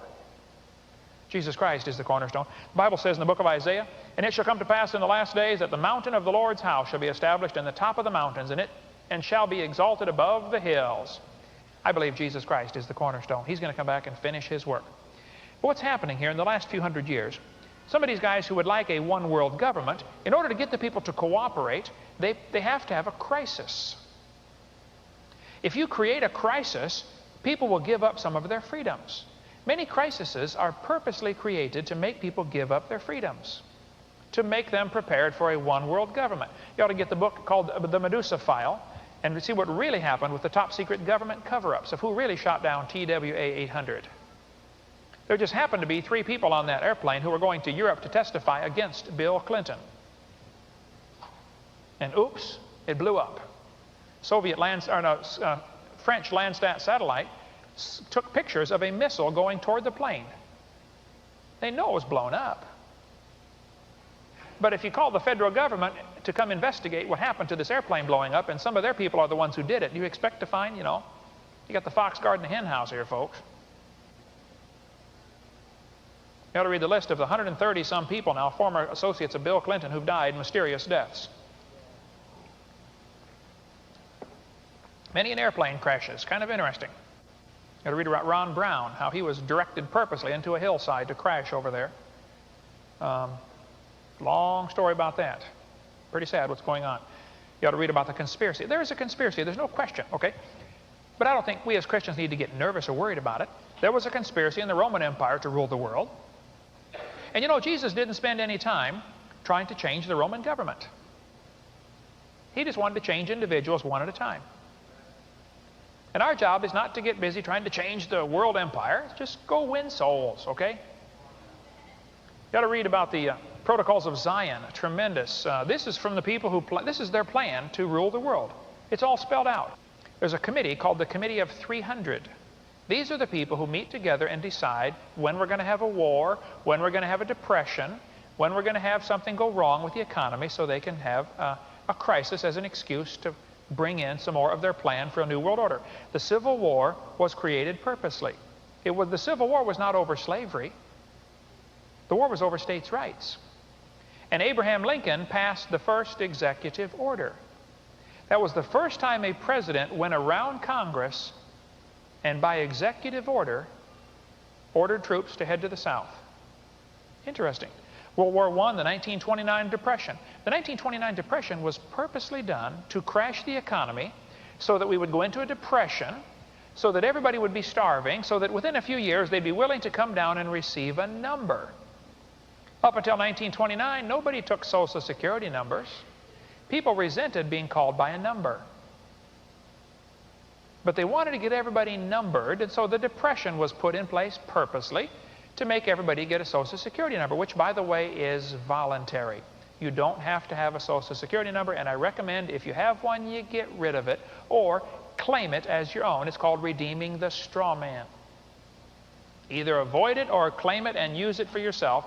Either route, it seems to work fine, and there's lots more information. We'll give you some phone numbers on that if you want more information on some of those ways to do that. The Cuban Missile Crisis was done on purpose. See, this is a Soviet tactic. They teach their people in communist schools, look, if you want to get ahead, you take 2 steps forward and then take 1 step back, and everybody thinks you've backed up. Well, yeah, you backed up 1 step, but you're 1 step closer than when you started. What the Soviets wanted was a military base in Cuba. So they brought in a military base and missiles. 2 steps forward. Kennedy huffed and puffed and said, get those missiles out of there, you know, the Cuban Missile Crisis. And sure enough, they took the missiles out, we think. But they left the military base. They got their goal done. Take 2 steps forward and then 1 backwards. They've used this all over the world. The communists say, we want peace. Yeah, they want a piece of Vietnam. They want a piece of Korea. They want a piece of China. They want all the pieces. That's what they really want. These crises, Oklahoma City bombing was done on purpose. Did you know the federal government blew up their own building to blame it on the militias? And to get rid of some people that weren't cooperating with the system. We got a videotape at our ministry. It's $10. You can get it about what really happened at Oklahoma bombing. If you think that truck bomb in the street blew that building down and sheared the pillars off, you are foolish. A truck bomb in the street might blow the windows out. Why wasn't the building across the street damaged very much? Why did they tear down the building so quick, the Muir building, and then take it out to a dump site and post an armed guard over the dump? Still there right now. Well, they don't want some patriot to dig up that building and realize those pillars were sheared off by C4 plastic explosives planted in the basement the day before the building blew up. Oklahoma building was not blown up by that truck bomb. Now, there probably was a truck out there in the street that blew up, but that was to be a distraction to what really happened. Why did all the ATF agents that were in that building get on a bus about 20 minutes before it blew up and take a tour of Oklahoma City? They live in Oklahoma City. I mean, if your boss said, okay, get on the bus, we're going to take a tour of Pensacola. Boss, I've been living here for 20 years. I don't need the tour of the city. Right? TW-800, purposely blown up. The value jet that went down in South Florida swamp, purposely blown up. Now, they missed the guy they were trying to get on that one. He was 5 minutes late for the plane. Or he'd have gone down in the swamp in South Florida with a value jet. But these crises are done purposely so that they can accomplish some kind of goal, whatever their sinister plans are. And the president now has an excuse to use what's called an executive order. They can declare martial law. Now, see, if you're under military rule, the Constitution doesn't matter. Abraham Lincoln passed the first executive order. There have now been 13,000 passed. Did you know executive orders only apply in case of an emergency? A national emergency was declared in 1938 when America declared bankruptcy. And since 1938, no debts have ever been discharged. Every court case is still open since 1938. Because we're paying off debt with debt. You're giving them a Federal Reserve note. That's not money. There's a long story about that. We'll get more information on that sometime. I'll put something on the website of how that story really happened. But Lincoln passed the first one, ordering troops to the South. And a lot of these super rich folks are learning, hey, we can get our goals accomplished. We'll get a president in there that we want to be president. And we'll accomplish our goals through executive orders. We can get a one world government, a new world order. The Bible warned us in the last days, evil men and seducers would wax worse and worse, deceiving and being deceived. And folks, it's happening around us today. 1933, President Roosevelt declared to Congress of Governors that a national state of emergency existed because the economy had gone bad with the Depression, which, by the way, was purposely planned. If you have phony money, it doesn't take a brain to figure out. The person who controls how much the money supply is can control when there's going to be a depression. The Federal Reserve is nothing federal about it. It's 12 bankers. They control our currency. And that's what caused the Depression. But Roosevelt said there's a state of emergency. I need to have more power to fight this enemy. So they declared war on the economy. The governors unanimously recommended to Congress that they give the president authority to pass executive orders to combat the economy. And so Roosevelt in 1933 got the power to issue executive orders. And he began giving out these executive orders in order to fight the economy. One of the things they did was call in all private gold. We want you to have the phony money, not real money. In Section 5 of the Trading with the Enemy Act of 1917 was amended to include citizens of the United States as enemy of the United States. If you own gold, you're an enemy of the state. By the way, there are many different United Stateses. If somebody asks you the question, are you a citizen of the United States, be very careful how you answer the question. They might be saying, are you a citizen of Washington, D.C.? They might be saying, are you a citizen of Philippines? Be careful about that, United States. When I do stuff when I travel abroad, they say, are you a citizen of the United States? If it's got capital U, capital S, that's not me. I cross out the capital U and write in a small u. Small u, capital S. That's a different United States. Now that one I'm a part of, but I'm not a citizen of the capital U, capital S United States. That's another long story, rabbit trail we could go down. But let me just show you some of the executive orders that have been passed. I told you tonight was going to be politically incorrect, didn't I? I told you not to come, didn't I? And you came anyway, so here you go. All right.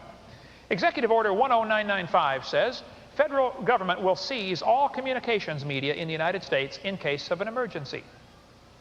Now, some people thought Y2K was going to be the excuse to do this. It turned out it wasn't, but we'll see. There will be some kind of crisis that will give the government the excuse to put these orders into place. In case of an emergency, the federal government can seize all electric power, all fuels, all minerals, public and private.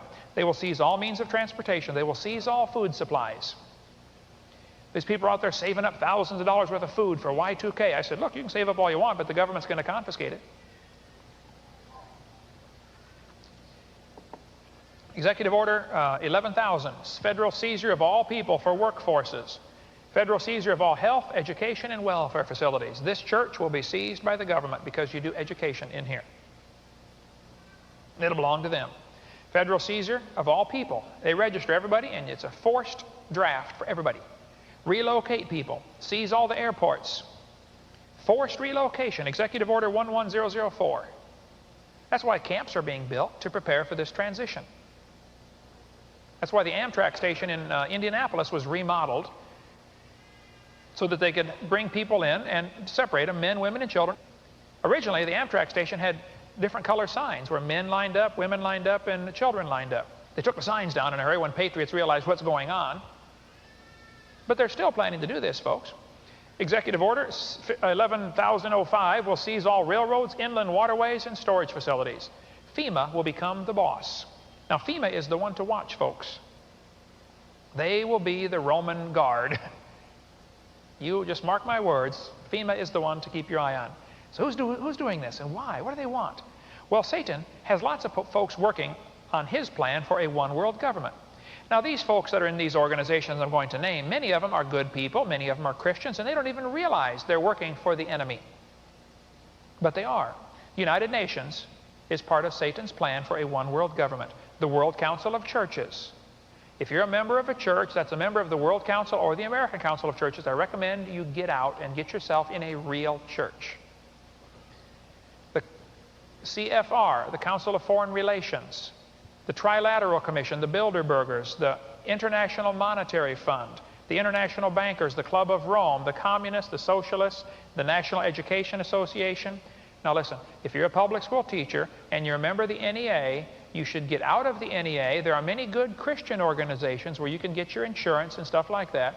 Don't give a dime to the communist philosophy-minded people in the NEA. Get out of that. Check my seminar notebook. There's a list of folks in there that can give you other organizations where you can still get your insurance, but don't give a penny to the NEA. You ought to see some of the causes they support, folks. I mean, think about what you're doing. Now, the National Organization for Wild Women, the ACLU, the Masonic Lodge. I guarantee the average member of the Masonic Lodge does not know what he's in.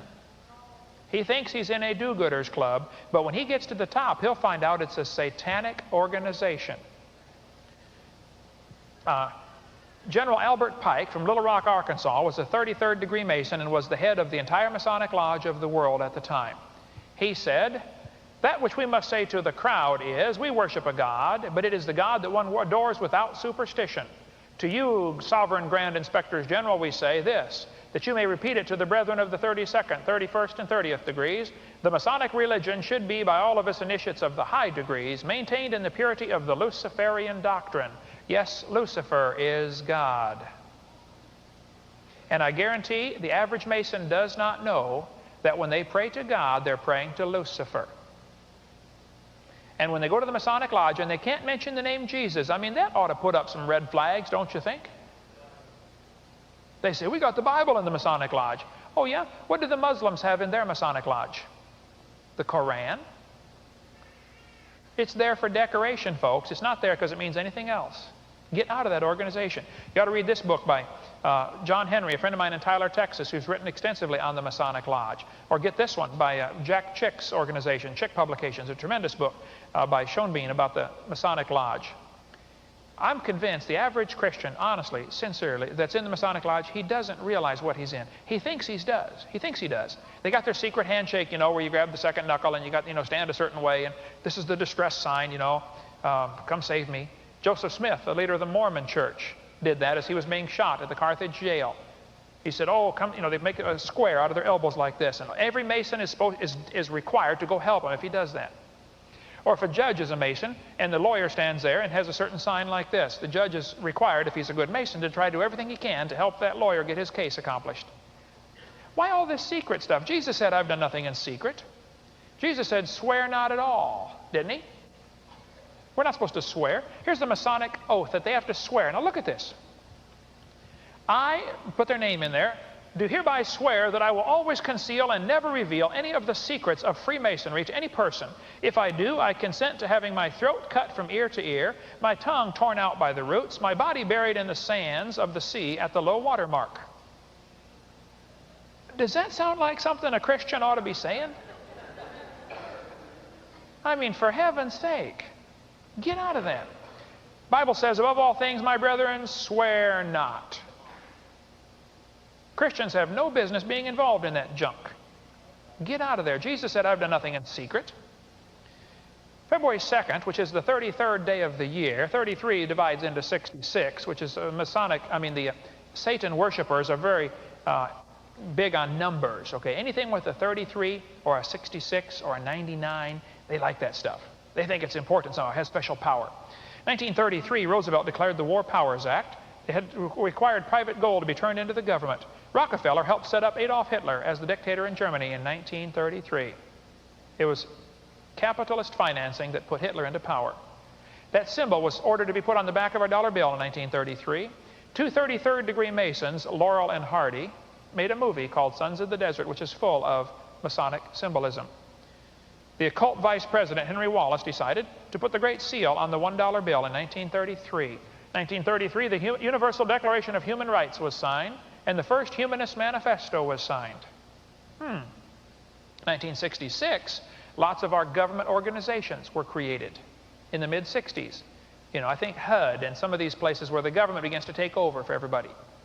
There's an organization now called Mondex that's been created. Mondex comes from the two words monetary and dexter. Encyclopedia defines monetary as pertaining to money and dexter as belonging to or located on the right hand. So Mondex stands for money and the right hand. Money from the right hand. MasterCard has 51% ownership of Mondex. Robin Kelly of Mondex International said, "This is the final stage in becoming a global reality. With MasterCard's backing, there's nothing to stop Mondex now from becoming the global standard. You need to watch out for smart cards. They use the SET technology, S-E-T, which stands for Secure Electronic Protocols. It just happens to be Set is one of the Egyptian gods of evil, or Satan. They chose that name on purpose.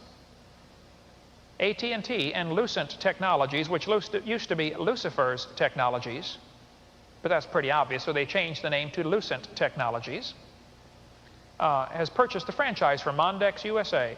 Their symbol is the red dragon, representing Satan. Anybody ever seen that before? Probably on half the telephones in Pensacola, right? Or Janus, the two-faced god.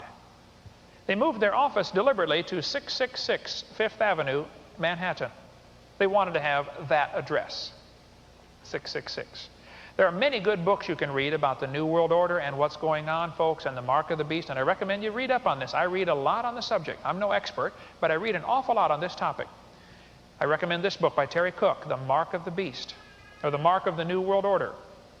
Carl Sanders is a friend of mine. He travels and speaks on that. Dean Martin, running that camera right there, has a great presentation that he does on the mark of the beast. He brought his stuff tonight. He came over to my house with his equipment, set up his laptop computer, and a little thing about the size of a pack of cigarettes. He put a little chip under his arm and walked past the computer. And poof, up on the screen came name, address, social security number, bank account information, bang, from the chip under his arm. He's got it with him tonight. Ask him about it. He'll show you how it works.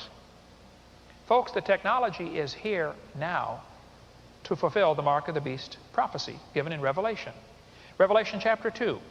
The angel said, I know thy works, or the Lord said, I know thy works and where thou dwellest, even where Satan's seat is. I don't know for sure where Satan's seat is, but I think Washington, D.C. would qualify as good as any other place I'm aware of. The tip of the satanic symbol there ends right on the White House. Now, I don't know if that's it or not, but folks, take a look at some of the things happened in the last few years, and you'll say, man, maybe that is Satan's seat right there. That symbol, this is the original map of Washington as it was laid out, the District of Columbia. They chose to lay the streets out purposely to be in the pentagram, inverted pentagram, ending right at the White House. Did you know the whole world's been already divided into regions? And different troops have been assigned to different regions, 10 regions of the world. Maybe that's the prophecy in Daniel about the 10 toes in the last days. These guys are making their plans for a new world order. They want to rule the world, and God is in heaven laughing about it. Before you get all nervous about the new world order, I recommend you read Psalms chapter 2. It's a great tranquilizer. It'll calm you right down. Why do the heathen rage and the people imagine a vain thing? The kings of the earth set themselves, the rulers take counsel together against the Lord, against his anointed, saying, let us break their bands asunder and let us cast their cords away from us. He that sitteth in the heavens shall laugh. Did you know God is laughing at these plans for a one-world government? He's laughing, folks. Don't get nervous. The Bible says there's a tribulation time coming. There's a great tribulation coming. The Bible says evil men and seducers are going to wax worse and worse, and we're seeing it happen. But Jesus said, these things have I spoken unto you, that in me ye might have peace. In the world ye shall have tribulation, but be of good cheer. I have overcome the world. We don't need to get nervous. We need to get busy. For verily, when we were with you, we told you before that we should suffer tribulation, even as it came to pass. And ye know, this know also that in the last days perilous times shall come. Folks, there's problems coming. Satan's going to deceive the whole world. It's our job as God's children to be salt and light. Isn't it? Salt irritates. If nobody's irritated at you, you're probably not a very good Christian. And darkness hates the light.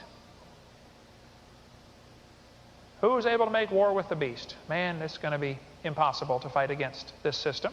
Our job, having done all, is to stand. It would have been impossible for Daniel to resist Nebuchadnezzar. He said, you're going to throw me in the lion's den? Okay. He couldn't have fought back against those soldiers, could he? No. And we may get persecuted, folks. I don't know. A lot of Christians are saying, we're going to get out of here before the persecution. Well, I hope so, but why don't you tell that to the Chinese and Russian Christians? Huh? If any country ever deserved the judgment of God, it's America. We deserve it more than any country in history. I think we're going to get it. Hosea said, my people are destroyed for lack of knowledge. Now the wrath of God is, we're not appointed unto wrath. We will not see God's wrath. But that's different than seeing the world's tribulation. Wrath is what God does to the world. Tribulation is what the world does to us. We're probably going to see some of that.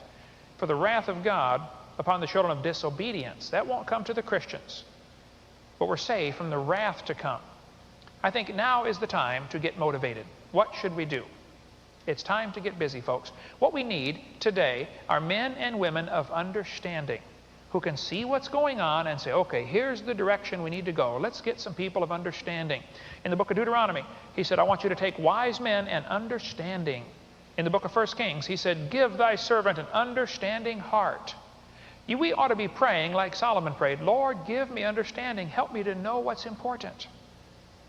I see an awful lot of Christians wasting their time and their energy and their money on things that aren't important. You're going to spend hundreds of dollars watching somebody chase a ball up and down a basketball court.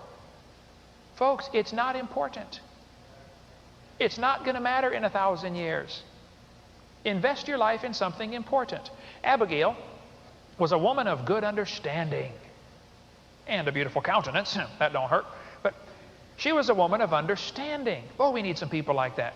In the book of Ezra, it says they sent for Eliezer and Ariel and these other guys whose names nobody can pronounce. And they were men of understanding. They gave us a man of understanding. 5 times in that chapter, it talks about a man of understanding. They were men of understanding. The men of Issachar were in 1 Chronicles chapter 12. We need some folks that understand what to do. I'm going to tell you what I think ought to be done right now in light of the current world situation. Number one, we need to all realize God is in control. Don't get nervous. Get busy, but don't get nervous. Number two, be wise as serpents and harmless as doves. Now is the time to ask God for wisdom. Number three, be careful. The word careful comes from 2 words, care and full. Don't be full of care. That's anxiety. Don't be anxious. Be careful for nothing. Now's not the time to be nervous. Yes, the world's going to come to an end. Yes, we might all get killed for our faith. Okay. Praise God. Rejoice when men persecute you and utter all manner of evil against you falsely. Rejoice and be exceeding glad, for great is your reward in heaven. Didn't Jesus tell us that? We need to pray for those in authority over us. Pray for our leaders. Pray for God to turn their heart. If we have wicked rulers, pray for God to turn their heart or remove them. Get somebody else in their office. Get them fired. Pray for our leadership. We're God's children. We should obey His orders. Our job is to preach the gospel. We're supposed to be the salt of the earth. I think we should use our influence. People say, well, Christians shouldn't get involved in politics. Oh, why don't you tell that to King David, King Solomon? I mean, read through your Bible, folks. Christians need to be involved in politics. That's the reason they've gone corrupt, because the salt's been removed. Get some Christians on your school board. Get involved. I think one of the things that'll do the most good is to teach the truth about creation. Because if you remove evolution, all these evil philosophies collapse. That's why I've dedicated my life to spreading as much as I can the truth about creation. I think this is the way to accomplish the goal. And don't get distracted. Houses and cars and lands and riches and money and cares of this world. You know, they put a mobile over the top of a crib. Do you know the purpose of a mobile? The purpose is to distract the kid, isn't it? You wind it up, and the kid lays there and goes, Did you know Satan is a master at distracting us? Not on sinful things, just flat dumb things that aren't going to matter someday. Are you being distracted by the cares of this world, the deceitfulness of riches? The average American watches 1,500 hours of TV a year. That's enough time to read your Bible 22 times. I don't think you ought to read the Bible every hour and every minute of every day, but you ought to read it some.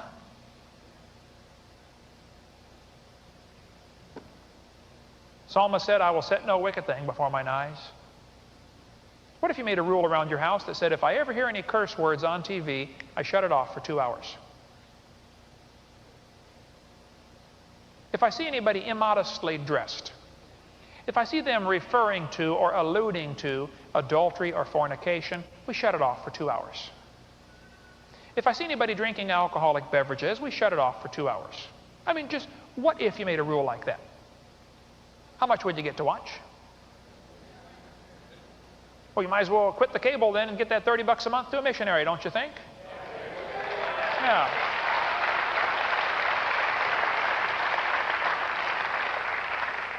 The Bible says, for the transgression of a land, many are the princes thereof. Do you know why we have so many bureaucrats? Because we're wicked. God sent us an army of bureaucrats to eat up our substance. Because we're wicked. The Bible says, righteousness exalteth a nation, but sin is a reproach to any people. Here's the solution, folks. 2 Chronicles 7:14. This is the solution. Here's what you ought to do. God said, if my people, which are called by my name, shall vote Republican and join the militia and store up survival foods. Isn't that what he said? Oh, I see. Humble themselves, pray, and seek my face, and turn from their wicked ways. God said, I will hear from heaven, forgive their sin, and heal their land. Hey, would you like God to heal our land? That's the solution. That's the only solution, folks. The evil and wicked men have got their system so entrenched, it's a trap that's been laid, it's inescapable. The only solution is God. Nothing else we can do. I like when little David went out to give his brothers the raisins and stuff. They were fighting the battle, against the Philistines. Little David came up and said, who's that big old guy out there cursing God? David's elder brother, Eliab, said, who are you, little David? Go back and take care of your sheep in the wilderness, you punk. Get out of here. Right? Little David said, is there not a cause? Ooh, man, what an answer. Hey, let me ask you a question. What is your cause? What do you live for? What do you think of a lot? What do you wake up in the middle of the night thinking, man, I gotta do this, I gotta get this accomplished. What do you dream about? What's your goals? What's your cause? I am consumed with spreading the truth of the gospel via the creation message. That's my cause. Because I think it will wipe out all these other things we're busy worrying about. Is this your cause? Some kind of ball? How much money is spent by Christians every year on sports? Either watching it or playing it. Now, I'm not against sports. But folks, I think we've gotten distracted. I think we've gotten the wrong cause. The Bible says, he that loveth silver shall not be satisfied with silver. You know, the people that have a lot of money, do you know what they want? More money. The people that have 50 pairs of shoes, do you know what they want? More shoes. The people that have a fast car, do you know what they want? A faster car. The people that have a big house, do you know what they want? A bigger house. You might as well figure it out. Things in this world will not satisfy. We spend a lifetime just figuring out that simple principle, don't we? It's not going to satisfy. If you spend $500, you can buy a real nice set of golf clubs. And then if you're willing to practice for thousands of hours, I mean, you got to get the grip just right. Make your thumb and finger make a V, point it toward the shoulder, and this thumb and finger toward the shoulder. Lace the fingers, or unlaced, either one will work. Knees slightly bent, shoulders curl. If you are willing to practice, you have to be dedicated now, practice for thousands of hours, bend the right elbow first, draw it back, keep the club face perpendicular to the ball. If you do this just right and practice for thousands and thousands of hours, someday you will be able to knock a ball into a hole in the dirt. Have you thought about that? What are we doing? Are we distracted or what? Let's find something that's going to matter in eternity. Why don't you seek first the things which are above? Put God first. Set your affection on things above. That's what the Bible says. Love not the world, neither things that are in the world. The lust of the flesh, the lust of the eyes, the pride of life. Man, let's get busy and win souls. This world's going to pass away, folks. Doesn't matter how much money you've got. Do you know how much Howard Hughes left behind when he died? All of it. I think we need to listen for the trumpet. Coming soon. The Bible says, the Lord himself shall descend from heaven with a shout, and the dead in Christ shall rise first. Southern Baptists get to go first. We're going next, okay? Then we which are alive and remain shall be caught up together with them to meet the Lord in the air. Wherefore, comfort one another with these words, the Bible says. Man, listen for that trumpet, folks. It's coming soon. And lastly, win souls. Win somebody to Christ. The Bible says, he that winneth souls is wise. We got to quit. Let me tell you a story here and we'll quit. During the Civil War, which by the way was not the Civil War, it's Abraham Lincoln's war. But during that war, this big old country boy from Alabama decided he's going to go fight the Yankees. Them Yankee invaders come down here and I'm going to go fight them Yankees, you know. So he went off and got himself went through boot camp, you know, and got his rifle in his backpack. And he showed up at the battlefield, reporting for duty, sir. The sergeant said, man, we're glad you're here, son. We need recruits bad. He said, son, listen, your job is to guard this trench right here. The Yankees are over there. We're here. Nobody's moved. We've been here for 6 weeks. We're waiting on orders. Son, guard the trench. The big old country boy said, sir, I didn't come here to guard no trench, sir. I came to fight Yanks, and they're right over there. Can I please go fight them? He said, no, son, you don't understand how it works. We have to wait for orders. Guard the trench.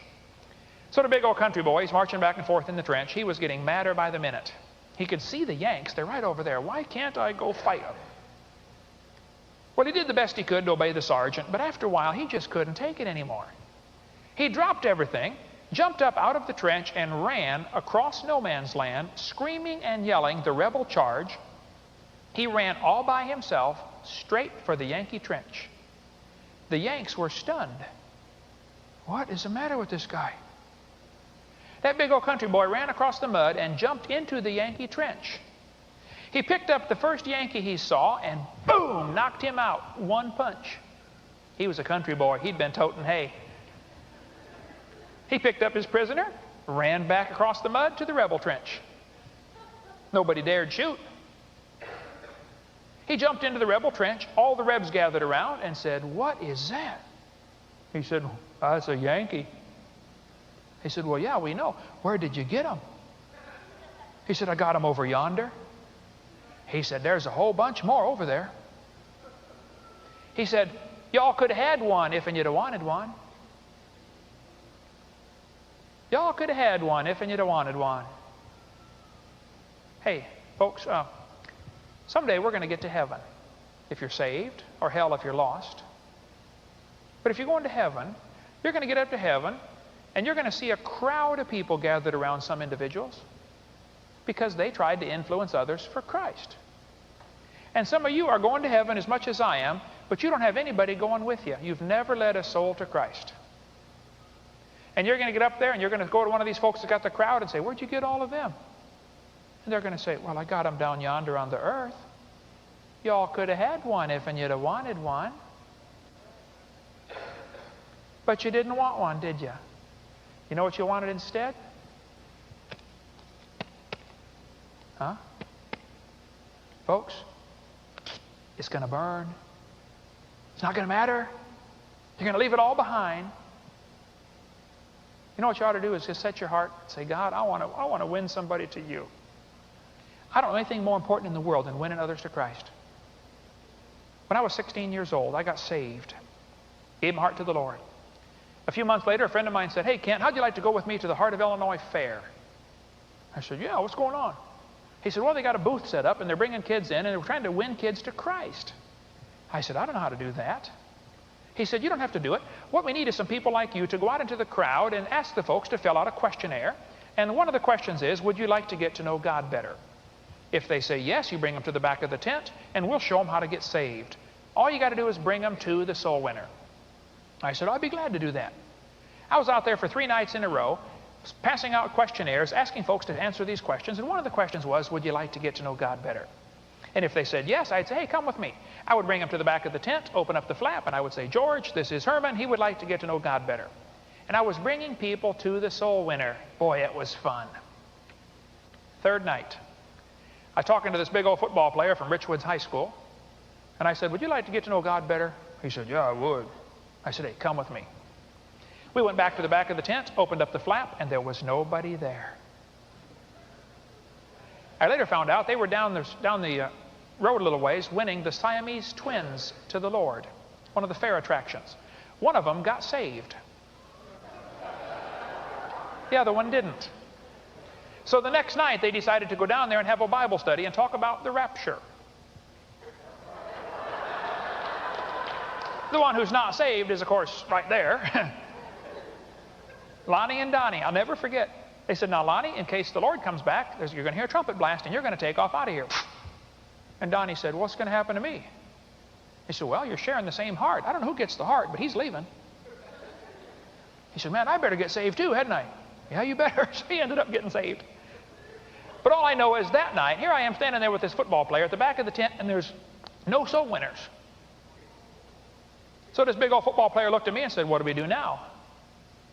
I said, well, I guess I'll show you. I had never showed anybody how to get saved, folks. I didn't have a clue how to do it. We went and sat in the old metal chairs in the dirt at the Heart of Illinois Fair in Peoria, Illinois. I didn't know what to do. So I got a tract out of my pocket, God's 4 Spiritual Laws. And I read the whole thing to him. I didn't know what else to do, so I just read the tract. At the end of the tract, it says you're a sinner, you deserve to go to hell, Jesus died for you, all this Romans Road plan of salvation. At the end it says, if you would like to receive Christ, please pray this prayer. So I said, would you like to receive Christ? He said, yes, I would.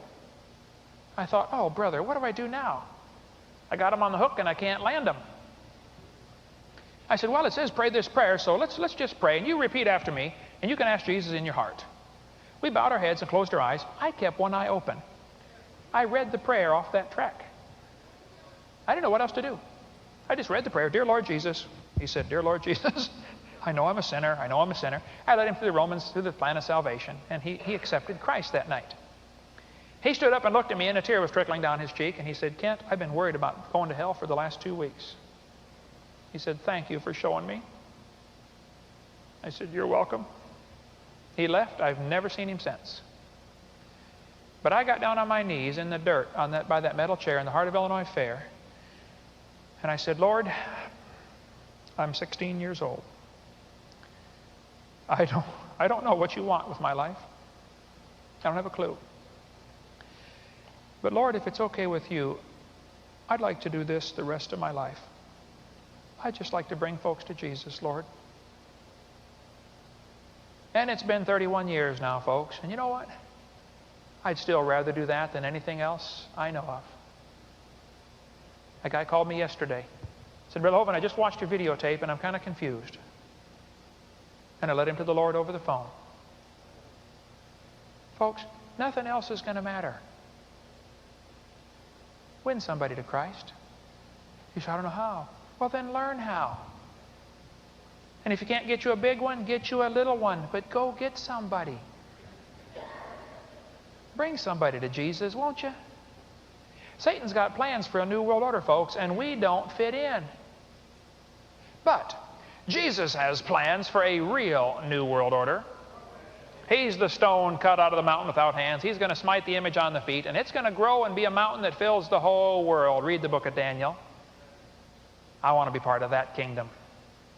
So we're going to rule and reign with Christ for 1,000 years. Coming very soon, the Lord's going to bruise Satan. I want to be on God's side. I read the last chapter, folks. We win. Angel's going to come down with the key to the bottomless pit and fling the devil in there, and we're going to say, bye-bye. See you in 1,000 years. Ha ha. Talk about a life sentence. 1,000 years. That old dragon, that serpent, the devil's going to be thrown into hell. But in the meantime, our job is to win others to Christ.